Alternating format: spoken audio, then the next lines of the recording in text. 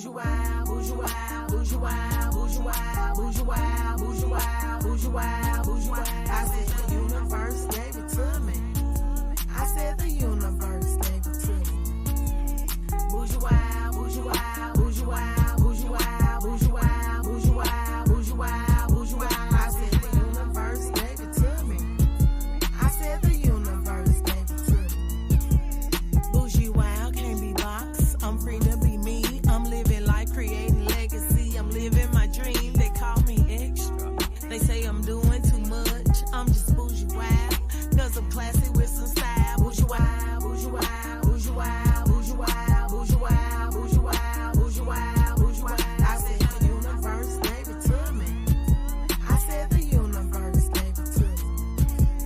Bougiewild, bougiewild, bougiewild, bougiewild, bougiewild, bougiewild, bougiewild, bougiewild. I said the universe gave it to me. I said the universe gave it to me. I'm rocking my own label. I'm wearing my own brand. See, y'all don't understand that this shit was never planned. Some call me bougie, some call me wild. The funny thing is, it's just my personality and style. I said the universe gave it to me. I said the universe gave it to me. Bougiewild, bougiewild, bougiewild, bougiewild, bougiewild, bougiewild, bougiewild, bougiewild. I said the universe gave it to me. I said the universe gave it to me. Bougiewild is balanced. I don't play. I say what I mean what I say. I'm gonna slay. Bougiewild is balanced. That I am. I live, love, laughing. I don't give a damn. Bougiewild, bougiewild, bougiewild, bougiewild, bougiewild, bougiewild, bougiewild, bougiewild. I said the universe gave it to me. I said the universe gave it to me. Bougiewild is loving yourself. It's knowing yourself. It's trusting yourself. It's being yourself. Yeah.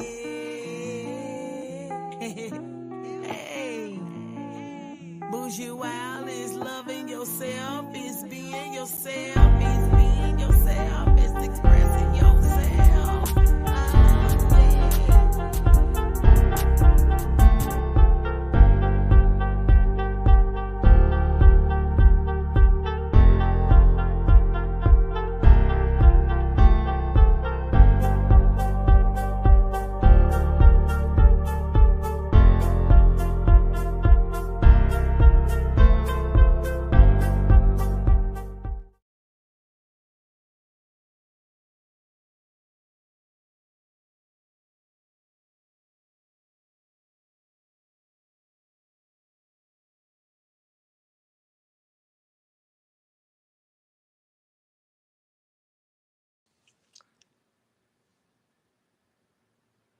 Hello, and welcome to another episode of Transparent Table Talk.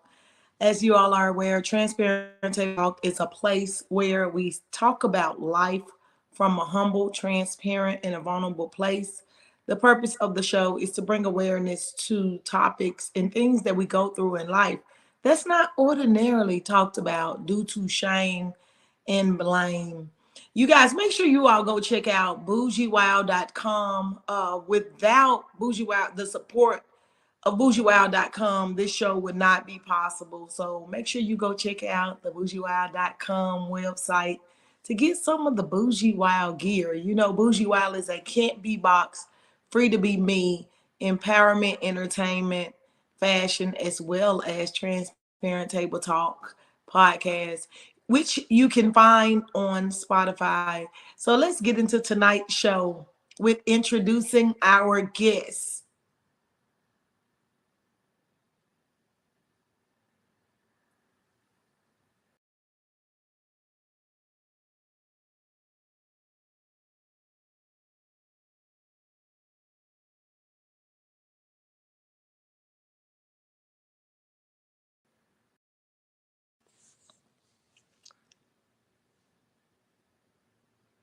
Hello.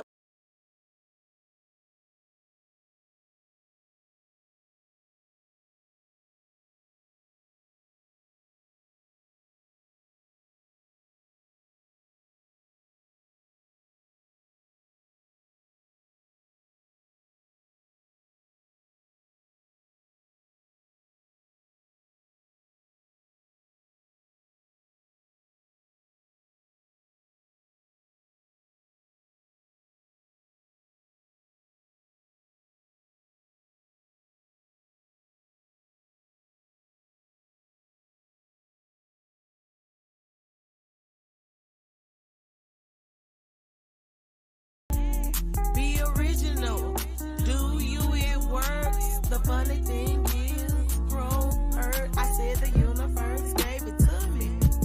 I said the universe gave it to me. Bougiewild, Bougiewild, Bougiewild, Bougiewild, Bougiewild, Bougiewild, Bougiewild, Bougiewild. I said the universe gave it to me. I said the universe gave it to me. Bougie who? Bougie what? Bougie wow. And welcome to another episode of Transparent Table Talk. As you all are aware, Transparent Table Talk is a place where we talk about life from a humble, transparent, and a vulnerable place. The purpose of the show is to bring awareness to topics and things that we go through in life that's not ordinarily talked about due to shame and blame. You guys, make sure you all go check out bougiewild.com. Without Bougiewild, the support of bougiewild.com, this show would not be possible. So make sure you go check out the bougiewild.com website to get some of the Bougiewild gear. You know, Bougiewild is a can't be box, free to be me, empowerment, entertainment, fashion, as well as Transparent Table Talk podcast, which you can find on Spotify. So let's get into tonight's show with introducing our guests.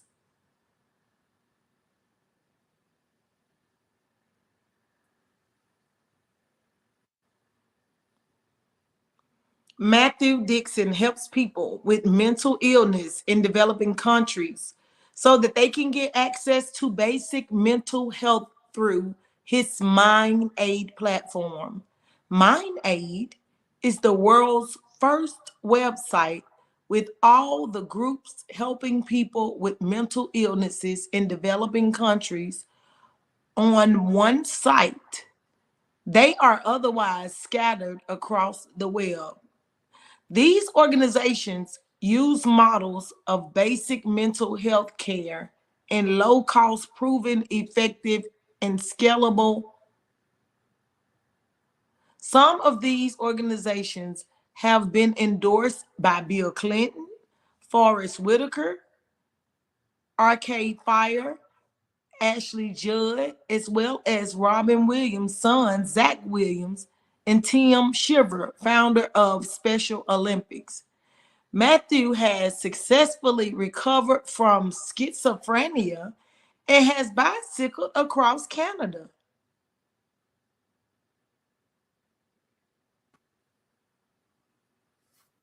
Let's introduce Matthew Dickson. Hi, Matthew. Hi, nice to meet you. Nice to meet you too. You say you've recovered from schizophrenia. Wow.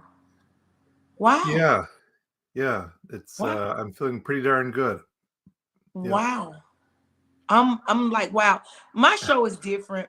For the viewers, I don't talk to the guests until the actual show recording or until we meet our interview, because the whole purpose is to be authentic and to get to know the person during the show, because the show is Transparent Table Talk, and it's nothing like getting to know someone from a humble, transparent, and a vulnerable place. So Mike, tell us, what brought you to Transparent Table Talk?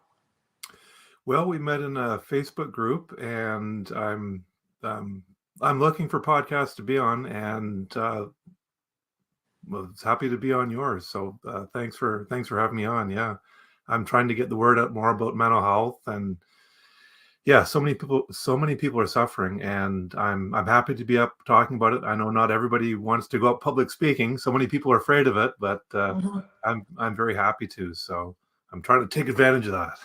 Awesome. And you said in your introduction that you've recovered from schizophrenia. Will you tell us just briefly about what that was like, what you had to do to recover? Yeah, so I use the word successfully recovered. I'm feeling pretty good. I do still take a medication. I mean, technically, I'm not cured, but if all I have to do is pop a pill and try to live a healthy lifestyle, which everyone should do anyway, that's pretty darn good. So I'm 51 now. I got diagnosed at 22, and I did feel some symptoms coming on through university, sort of like 18 to 22 in there. But I didn't. But they were fairly mild compared to what was going to come down the tubes later. I was taking an engineering degree. I bicycled across Canada, but I still wasn't feeling the best that whole time. But I could still do stuff. But when the disease hit, it hit hard. I went from muddling through life a bit to just flat on my back, not able to do anything for just in a matter of weeks. And anyway, I went into the psych ward in the local hospital. I was in a group home after that for 3 years. Then I got a job doing data entry and filing. I never wanted to use my engineering degree. That would have been too stressful for me. I didn't Mm-hmm. want to be doing all these sort of higher level things. I thought data entry or filing.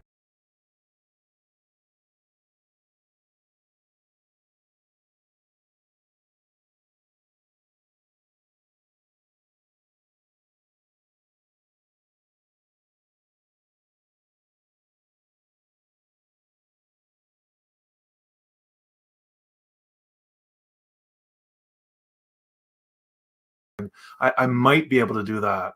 I thought I Right. might be able to do that, and I did. I was able to do that for 20 years or so. And anyway, I improved every single week for 27 years.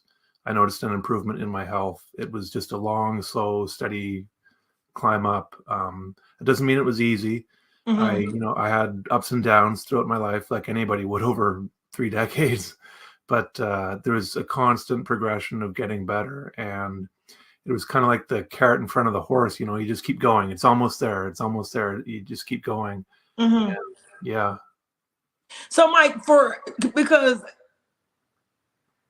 to be able to speak to someone about a disease such as schizophrenia, and you be able to share with us what those symptoms was like for anyone that may be dealing with it and not understanding what they're going through or what they're experiencing. What was that experience like, that you said you had some of those symptoms, you didn't know what was going on? Speak from that place for to help us understand. Yeah. So with schizophrenia, 75% of the people who have it have hallucinations, and those can be any of the five senses. Some of them are actually enjoyable and pleasurable. I would say, though, that a lot of them are relentlessly tormenting.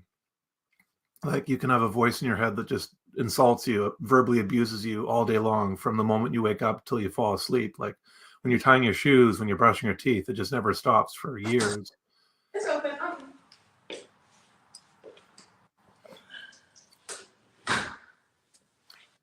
Sorry, my daughter walked in. Go ahead. I apologize. No worries. So I was in the 25% of people that don't hallucinate, so I was lucky that way. I never had any problems with substance abuse. I was lucky there too. For the symptoms that were creeping up, one of the first ones I had was it felt like I was seeing things in 2 dimensions, not three. And it's sort of like a lot of people say it feels like they're watching TV. It's sort of a disconnected feeling, Mm, like I could see things in front of me, my life happening in front of me, but I felt like it was sort of I was watching it through TV. Like in a TV, you can't interact with the people on the screen. I mean, mm-hmm, you can with a Zoom, but not on, in a movie or something. You can't jump into the screen and interact with them. I felt very distant. The movie A Beautiful Mind with Russell Crowe about the mathematician who had schizophrenia, it said on the synopsis of the movie, he lived a ghost-like existence. And I felt that way too. Like I was aware of my body to a certain degree, but another part of me just wasn't aware of it. It felt like if I put food into my mouth, well, I thought, well, I knew it went down into my stomach, but it felt like it just disappeared. Like, mm, where's the food? Well, it just disappeared. It could be like over in China in somebody's house or something.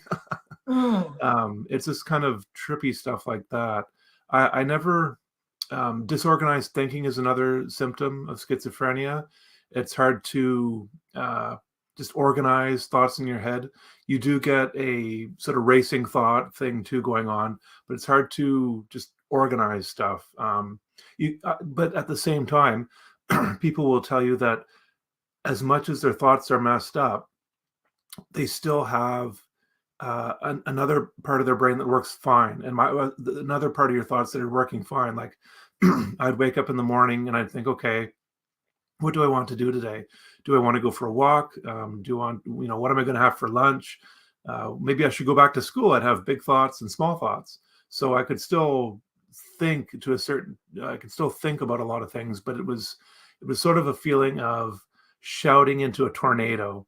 It's sort of, when you're healthy, and I was healthy the first so many years of my life, you have a comforting voice in your head. I mean, it's not always comforting. A lot of us have negative thoughts, but it was more comforting, and it was a sort of it came from a place of stillness and quiet. It's, Matthew, don't worry about that. It's going to be okay, and just get on with life and have fun.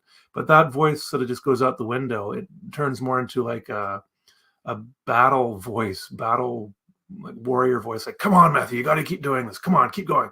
I don't want to. Come on, you got to get up. You got to get out of bed. Come on, keep going. And it's sort of that drill sergeant voice in your head, and you're thinking, oh, this is awful. I don't want to be going through this. And come on, you got to keep going. That was sort of the way my inner thoughts were going a lot of the time. So, yeah. Interesting, because Matthew, I talk about the little voice in my head that nobody hears, that nobody talks about. And I've always just addressed it as my subconscious mind, like my subconscious mind. So just to hear you describe this, like, it's my accountability partner. I have to be aligned with it. If I have that thought and I don't carry out my thoughts, and then it's like, okay, Yolanda, you're not doing the things you're thinking. So to hear you talk about that is making me like, interesting. That's why this show is so important, for us to be able to talk about things. So how did you, like you said, it's been an ongoing thing throughout your life. At what point were you able to get a hold of it, or is it just a matter of making sure you take your medication every day? Well, with milder mental illnesses, you can often get away without medication. Schizophrenia is classified as a more severe mental illness, and they say medication is often an answer.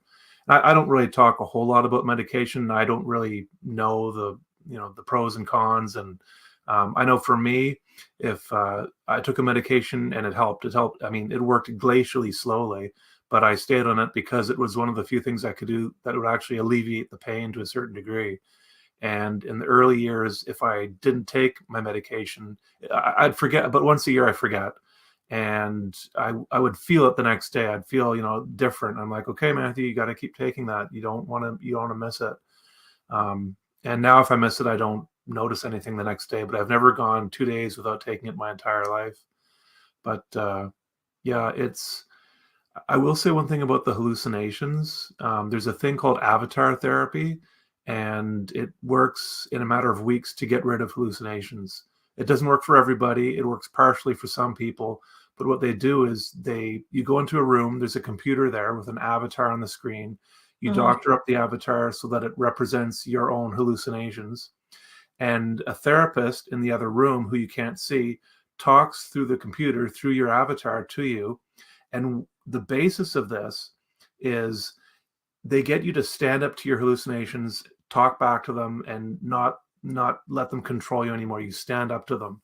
And it sounds too good to be true, but it actually works for a lot of people. And in a matter of weeks, like 10 sessions or something over so many weeks, people can be like free of the hallucinations, which is incredible. I mentioned this to someone who had schizophrenia where I live, and he said, Matthew, thanks so much for telling me this, because he didn't know about avatar therapy. And he said just a couple weeks before or so, he decided to stand up to his hallucinations. His mom was in the next room, and she was a bit worried about, what was going on, but he told her later, and she thought, okay. She said, it's okay, I get it now. But he said it worked. They diminished to a certain degree, like just by standing up saying, no, you're not going to control me anymore. I'm the one in charge here. And like I said, it doesn't work for everybody, but yeah, that's I think people need to know that, because they can be just tormenting for decades sometimes.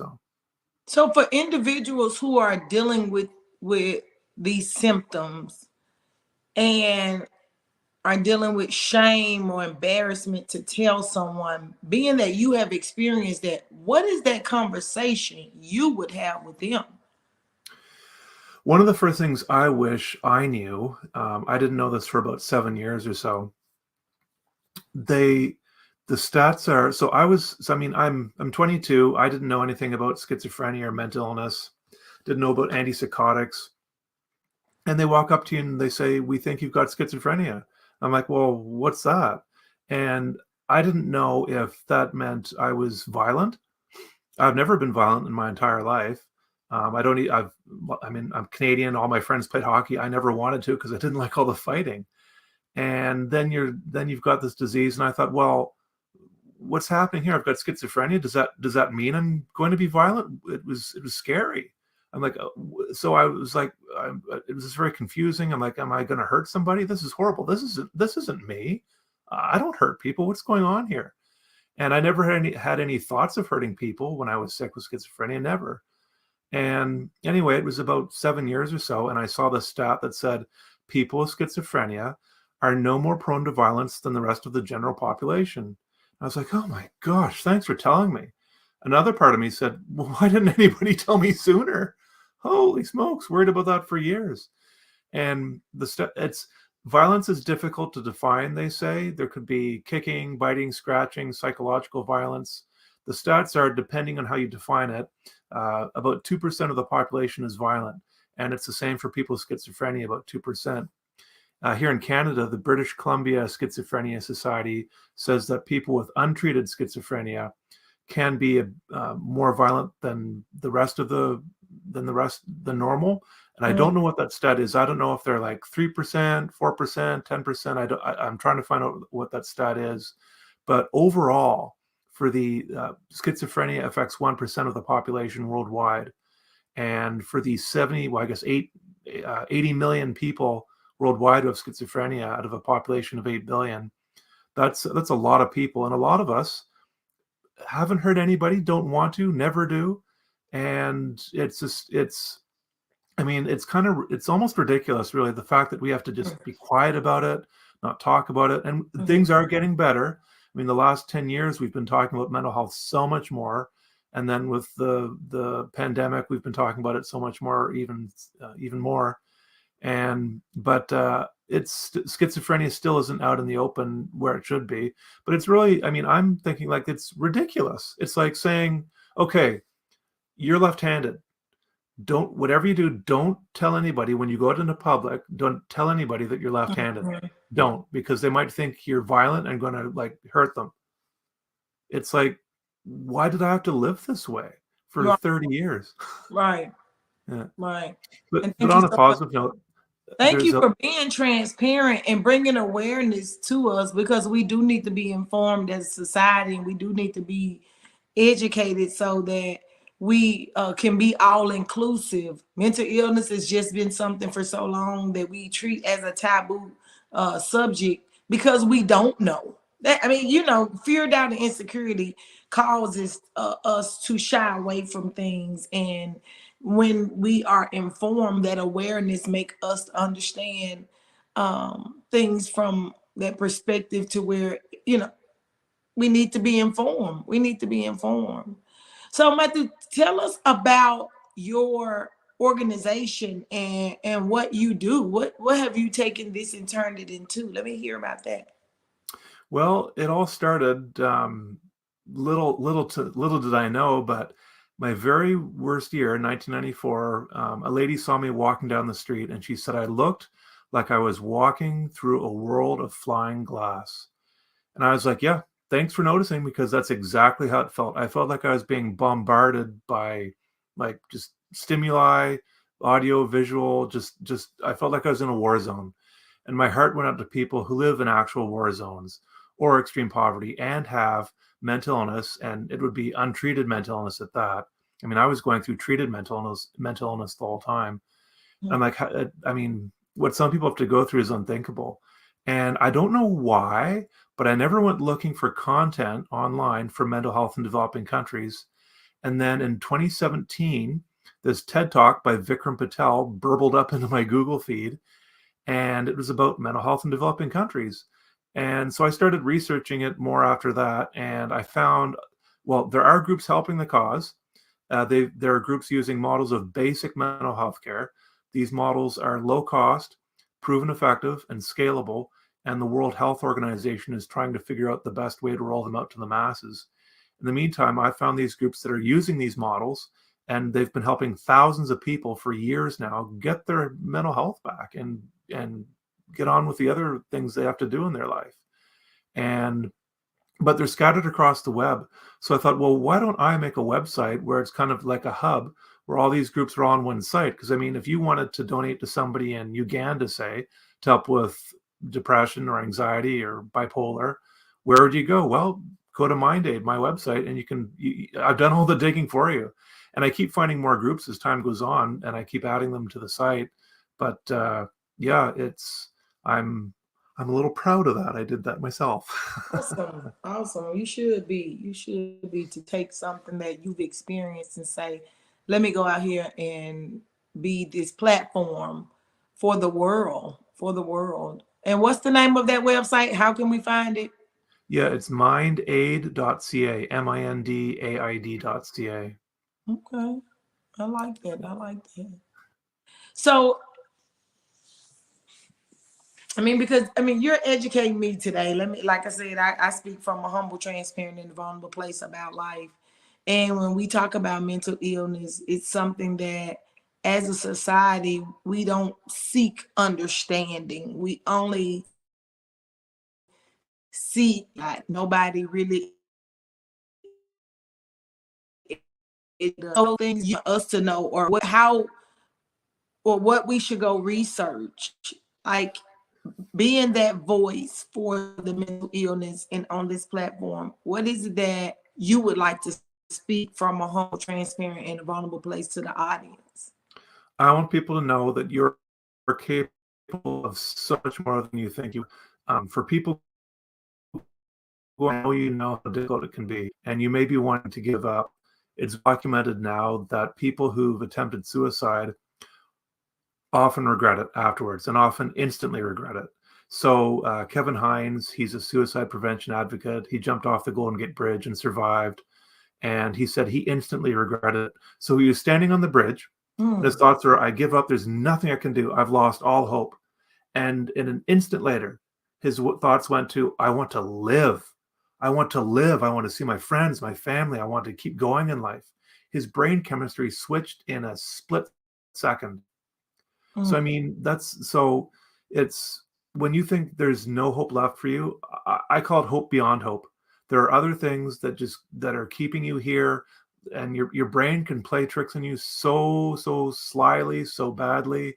And Kevin Hines says to this day, he still has suicidal thoughts, but he knows he will never take his life because he knows he can just keep going. Navy SEALs are taught in their training that they are capable of 20 times more than they think they are. They're taken to the brink of physical and mental exhaustion. They say, I can't move another inch. I can't move another muscle. And then their trainer comes up to them and says, you think you're done? Not only do you have 5% more, 10% more, 100% more, you've got 20 times more than you think you do. And they get up and they're shown that they can go for hours or days longer. And yeah. Interesting that you say that, because I promote the importance of training our brain.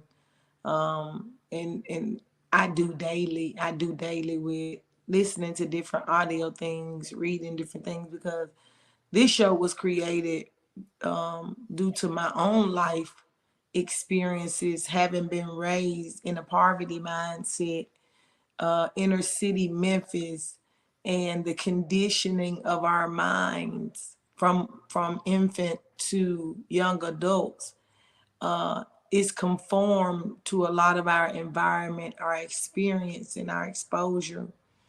And what I've noticed is that a lot of people are living with that mindset that was just given to them, that had nothing to do with them. And so I'm bringing awareness through this platform to let people know that we all go through things, no matter what your social status or your background is. And so it's important for us to train our mind. It's important for us to understand the power that is in our mind, because that's what we are. We are our minds. Like that I mean, the flesh is nothing. It's like our mindset is everything. And so, on my journey, and after having my revelation, being a teenage mom, having 2 children by the time I was 17, been on my own since I was 15, entering the world with a point to prove, and with the survival mindset more so than going out here thriving, knowing who I am, and waking up one day at 40 some years old, I'm 45, having this revelation, like you said, oh my God, what have I done with my life? And I went through a battle of the mind, and mine was a spiritual battle. And I talk about it from a humble, transparent, and vulnerable place, because so many of us deal with things internally, but we are living in a society we're ashamed to talk our thoughts. We're ashamed to talk about what we actually go through. And I thank God for saving my mind, because when I realized that, oh my God, I became a teenage mom. Oh my God, I had dropped out of high school. Oh my God, I've done all of these things. I've been living on survival mode, never knowing who I am. I when I had that awakening, I woke up and I said, you know what? I have a choice. I can live in my truth now. I can acknowledge that I didn't know, but I'm grateful for waking up. Um, I'm grateful for the mindset I have, having gone back to school, got my accounting degree. I actually worked 20 years for the Internal Revenue Service to learn that I had been doing this on survival. I had achieved all of these things on survival. And now I'm standing in my purpose and being transparent with the world, letting the world know that we all experience things, but it is a matter of us knowing. It is a matter of us taking what it is that we realize that we were dealt, that a lot of the stuff had nothing to do with us, and now designing our life, designing, being aware of, living more intentional, living more with purpose, living more with, creating the life that we want. And so, for to hear you and your challenges and what you've gone through, and living intentional, because that's what I'm hearing. You're like, hey, I know I deal with this. I know I have these thoughts, but I've decided that I'm going to take the necessary steps every day and do what I have to do to be a help. Let me take my mental illness and create this platform, which is awesome. That is awesome, Matthew. I just want to commend you for that. I just want Thanks. Yeah. to thank you. Add something? Sure. So for people who like in survival mode, that sort of thing, I mean, I was definitely in survival. I mean, not in my youth, I was in survival mode, but with this disease, definitely survival mode. And I mean, I biked across Canada, so my confidence was fairly high after that. I mean, not super high. I was no Navy SEAL, but then my confidence has crumbled. And there's this, people think, well, I can't be that person. I can't be that person to bike across Canada or start this company or do whatever big dreams you have, because they think I'm just not that big a person. That happens to other people, not me, not little old me. And I had those thoughts too as a kid, and especially like with my disease, like there's so much stuff I just couldn't do. But with confidence, people think, well, you have to have this big confidence and you have to be born with it, or you have to know all this stuff, and people don't know how to get it. But there's this book called The Motivation Myth by Jeff Hayden, and he says, don't wait for the confidence to take action. Don't wait to have all this confidence before you go after your goals, what you want to do in life. Take the action first, and that will give you the confidence. And it won't give you confidence like huge amounts right away. I mean, maybe it might, but a lot of times what happens is it'll give you a little bit of confidence, and it's like building a brick wall or a brick house or something. You take a small step, you phone somebody, right? You learn something, you read a book, you make a phone call, you talk to people, you build a website, you start you take the steps to build a company, like taking a course, take a course on how to start a nonprofit, and all these little steps. slowly add up brick by brick by brick by brick, and your confidence slowly grows. Oh, look at me, I just did that. It'll give you enough confidence to get on to the next step and the next step and the next step. And your confidence, I'm doing things now. I guess where I've seen this the most in me the last 5 years with my MindAid platform is, I was scared to phone a web designer to say, can you help build a website for MindAid? That was the very first step I took. I was scared, like, oh my gosh, I'm phoning a web designer. Oh! And, but you don't have to take these steps. You don't have to, like, it's not like skydiving or bungee jumping. It's not these big scary things. Do something that scares you, like 1%, 2%, 5%. You can make a phone call, talk to somebody. And so that's how I've seen it in me. I just keep taking steps. And now after 5 years, I'm doing things that I could not have done my first year of my advocacy work. I look back year by year by year, the last 5 years, and I'm like, oh my gosh. And I remember my mindset like a year ago and 2 years ago. And I'm like, wow, look how I've grown. I'm doing things like, look at me, I'm on a podcast right now. I couldn't have done that 5 years ago. I was like, oh, podcast. Oh. I think my first podcast took a couple of years or something to do. And if you're not ready to take any action, just read books. I read books for years on how to do all this stuff, how to advocate, public speak, fundraise, do all this mental health advocacy work. And you get all this knowledge. And, I spent years reading this stuff. And sure, I was thinking, look at me. It's Friday night. It's like 9 o'clock, 10 o'clock. And I'm by myself reading a book in the bookstore. How nerdy and alone is that? But I'm like, no, like so, I'd have these negative thoughts, but I kept doing it for years and couldn't take action for years. But then, one day it just happens. You say, you know what? I think I know what I want to do. And I think I'm going to make a call here to a web designer. Look at me do this. Isn't this amazing? I love it. And basically what you're telling people is, when you have that passion in you, prepare for it. And when that time comes, like you say, look at you now. And it's awesome. It's an awesome purpose that you're out here and advocating for mental illness, because it is something that we deal with shame and embarrassment, and to have someone that's an advocate to speak openly about this, to let people know that regardless of what you're dealing with, if it's low confidence, keep working on yourself, prepare yourself one brick at a time. I like how you use that analogy. It's just like building that wall. Like, I've done that. And I can relate, Matthew, because becoming a teenage mom, a high school dropout, there were a lot of things that I was insecure about. And like you said, I just do one thing at a time. Just do one thing. And I have people inboxing me now like, Yolanda, how do you do that? And it's just like you said, you take one step at a time.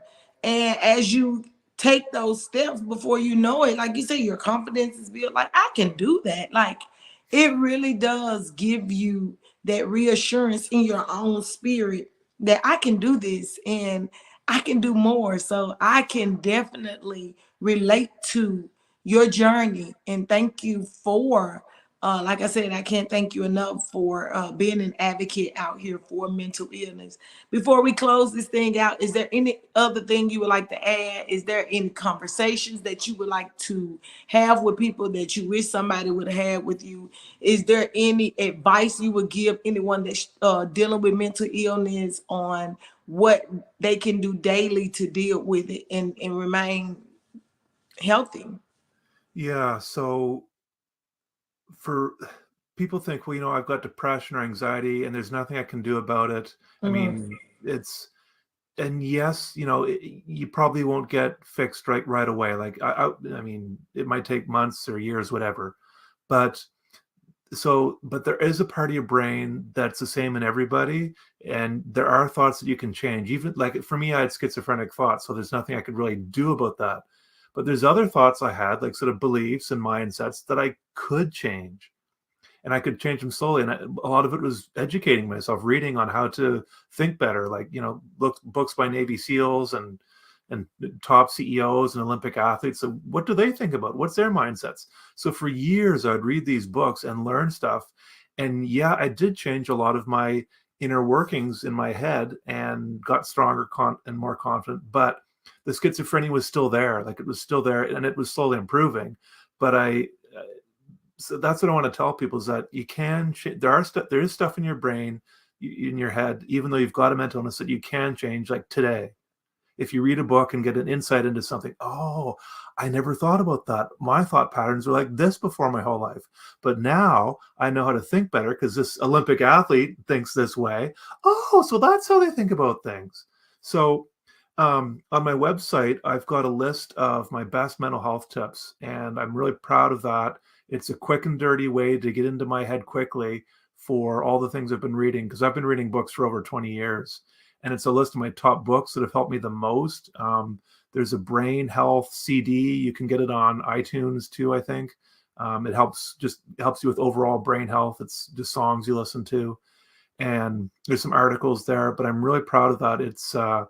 These are books I've been recommending to people for years, like Verbal Judo. It's what police officers use to deal with people with words, not weapons. The Survivor Personality by Al Siebert. He studied how people got through the Holocaust, natural disasters, cancer, alcoholism, and studied like how they not only got through it, but thrived on the other side. And one of the things they said was, when they got to the other side, where they were enjoying life again, they said, I would never, ever, ever want to go through that again. But that was the best thing that could have ever happened to me. I've learned so much from that. I've become stronger. I know more about myself. And please check out that list.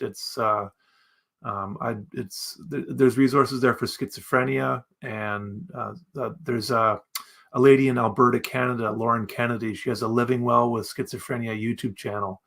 And who's the other girl? Cecilia McGow. She's got a TED Talk called I Am Not a Monster, Schizophrenia. And she has a nonprofit called Students with Psychosis. And they have advocates all over the world helping youth with schizophrenia and psychosis, because schizophrenia often hits in university time, late teens, early 20s for guys, and late 20s for girls. Generally, that's not set in stone, but there's a trend there. So, I'm on social media: YouTube, TikTok, Facebook, LinkedIn, Instagram, Twitter. And so basically what I'm hearing you saying is, I realize I have this mental illness, but what I've done, and I made a choice, is to train my mind so that I can understand, number one, what I'm dealing with, so that I can create a practice on looking at other people and how they dealt with challenges, because it's basically a challenge. It's a challenge that we face with in life, that was something that was handed to you. And you said, I'm not going to allow this to conquer me, but I'm going to educate myself and I'm going to train my mind. So now that when you have these thoughts, you are aware. You are aware of these things. Like, okay, that's a trigger from the schizophrenia. I'm aware that, it's nothing like awareness. And it's like, that's what I'm hearing you say, that Yolanda, I've read everything about it. I've studied about it. I've turned this thing into my purpose. I'm out here advocating about it. I'm using this mental illness as the purpose of my life, to go out here and inform other people, because I don't want people to experience it the way I have. And that's awesome. That is awesome. That takes a lot of courage. It does, just to be able to talk about it. And I'm proud. I'm proud of you. And this just shows, you guys, this shows that no matter what, when we make a decision to make a choice, by educating ourselves, training our mind, becoming aware, living intentional, all things are possible. Look at Matthew, it's proof. Recovering from schizophrenia. Thank you so much again for being a guest on Transparent Table Talk. And I'm definitely going to go check out your list of books, because I love to read as well. It's all about training our mind. And thank you so much again. It was a pleasure speaking with you. Thanks so much. I really appreciated this. This is a great conversation. Thank you. Likewise. Have a good one.